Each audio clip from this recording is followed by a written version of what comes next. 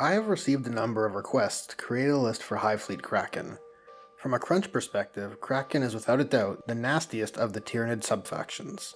Their trait, advancing on 3 dice choosing the highest, and their stratagem, doubling the advanced roll result, creating an unparalleled level of value for Gene Stealers. But I think that what I have put together maintains some of the teeth that Kraken is known for, and offers an interesting twist for a melee-oriented list. For those who haven't seen a thematic list build of mine before, the format is fairly straightforward. I aim to create a list that at the 2k points level is centered around a theme specific to a faction. This usually means allies and soup are off the menu. The idea is to use the tools available to a faction to create a thematic list, not simply go into another book and pull something that is more efficient for the role. And with those formalities out of the way, let's get into this thematic list build for Hive Fleet Kraken.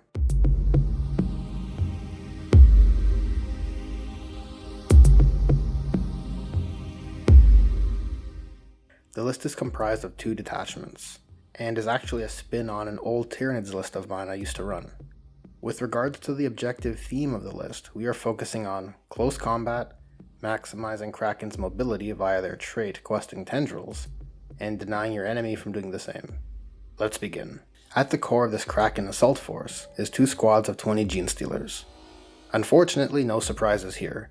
The Gene Stealers are one of the best combat squads in the game, dishing out a high volume of attacks with legitimate quality, and it would be a missed opportunity to not take them in a Kraken list, due to their inbuilt ability to advance and charge. Using the Kraken combo mentioned in the opening, it's likely that a group of Gene Stealers will be able to make a first turn charge against enemy units positioned on the edge of their deployment zone. With a movement characteristic of 8, advancing on 3 dice and doubling the result, it would grant them an insane 20-inch advance move.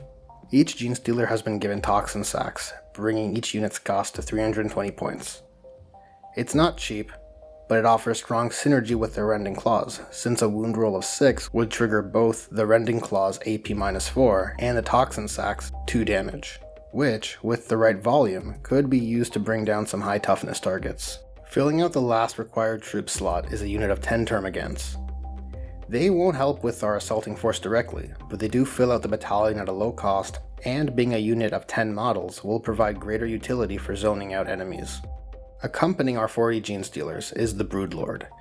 He is a great fighter in his own right, with 6 attacks, rerolling his own failed wound rolls, and adding 1 to hit rolls to nearby Gene Stealers, which includes himself.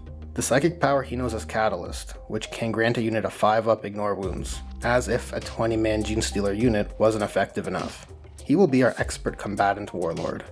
To represent this, I have given him the Kraken warlord trait 1 step ahead, which will allow you to have more control over the order of fight phase activations.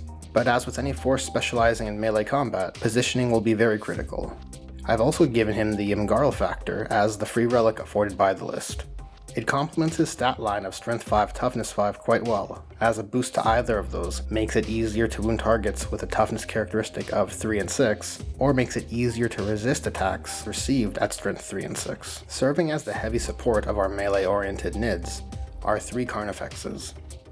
Carnifex have good synergy with the Kraken trait. Not Gene Stealer good, but Kraken's additional ability to fall back and charge will better ensure the Carnifex's living battering ram ability will trigger. It allows them to add 1 to their hit rolls, bringing it from 4 up to 3 up, and with a chance of causing mortal wounds to a charged target. I've geared them out to ideally get even more value. Spore Cysts, which will give them a -1 to hit against shooting attacks. Tusks bump up their total attacks to 5 on a turn they charged. Their primary weapons are monstrous Scything Talons, allowing them to hit on Strength 6 at AP-3, doing 3 damage flat. And with 2 sets, they will be able to reroll hit rolls of 1 and make an additional attack, bringing their total number of attacks to 6. Additionally, they have a Bone Mace Tail to do 1 extra attack at Strength 8, AP-1, damage D3. And lastly, they have been given Adrenal Glands, adding 1 to their advance and charge rolls, which will help them get into combat, and synergizes with Kraken's primary ability to advance on 3 dice choosing the highest. The last HQ for our battalion is the Neurothrope, who adds some additional psychic control, and has been given the Psychic Power Onslaught, which can be used on one of the Carnifex to grant them the ability to advance and charge. Leading our Spearhead detachment is a Malanthrope, who provides a powerful -1 to hit perk to units within 3 inches. It's worthy of note that the ability does not require units to be wholly within, which means during deployment only a single Genestealer from each unit needs to have a toe within range for the whole unit to gain the perk. The Malanthrope's aura will go a long way towards protecting the Genestealers from being focused down before they can get into combat. In this detachment is also a unit of Ripper Swarms, who can go after some objectives mid-game. And filling out the required heavy support slots are 3 squads of 3 Biovores. Each squad totals 150 points. Together they will spit out 9 Spore Mine shots each turn. Spore Mines are pretty handy as a method to generate mortal wounds, and the Biovores can fire at targets up to 48 inches away without needing line of sight. But those Spore Mines also serve as a way to control the board. Should the Biovore miss, the side effect of adding a Spore Mine to the tabletop can provide great utility, and if used effectively, may be more valuable than generating a mortal wound. Correct placement of Spore Mines could deny movement paths. This is huge value. If your opponent was trying to move a unit towards an objective, you can now gate them with Spore Mines. Since movement must be done before shooting, and even psychic, they have no choice but to submit to the will of your speed bump.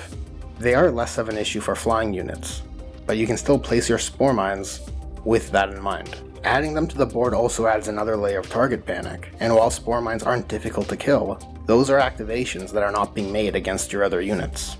And that is technically the end of the models in the list, bringing its total to 1829 points. But I've included enough room in the list for 2 large squads of Spore Mines to be called down via the Spore Field stratagem. Doing so costs 3 command points, but it will allow you to place those units anywhere on the battlefield. The value here is that this happens before the first turn begins, meaning if your opponent is going first, you can place them in savvy locations as I mentioned earlier. And if you go first, all the better. One of the weaknesses of Spore Mines is their slow movement of 3 inches, and they require to be within 3 inches of an enemy unit at the end of a charge phase in order to explode. But with Kraken, we can advance with 3 dice choosing the highest, greatly increasing the mobility of those Spore Mines, allowing them to position for greater utility. And that now brings this list build to its end. It grants a total of 9 command points and features 2 giant squads of Genestealers ready for the Kraken combo, 3 Carnifexes to fight tougher targets, 9 Biovores, and a heap of Spore Mines to corral enemy units before the game begins.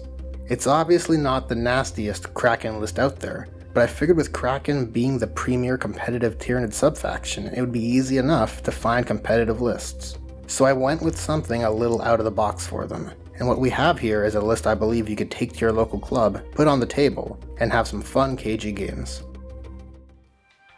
Thanks for watching. If you like this video and want to help this channel grow, hit that thumbs up button and consider subscribing for weekly videos. Thanks again for watching, and I hope to see you guys in the next one.